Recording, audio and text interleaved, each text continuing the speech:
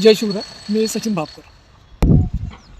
शेतकरी मित्रांनो, जेव्हा आपण शेती करतो, शेती करताना पिकांमध्ये एक ओळ जर झेंडूची लावली तर त्यामुळे आपल्याला भरपूर फायदे मिळू शकतात. झेंडूच्या झाडांचा वास अनेक हानिकारक किडींना दूर ठेवतो, त्यामुळे आपलं पीक हे सुरक्षित राहतं. यामुळे कीटकनाशकावरचा खर्च हा कमी होतो आणि उत्पादन आपल्याला चांगलं मिळतं. झेंडू हे नैसर्गिक पद्धतीने पिकाचं रक्षण करणारं झाड आहे.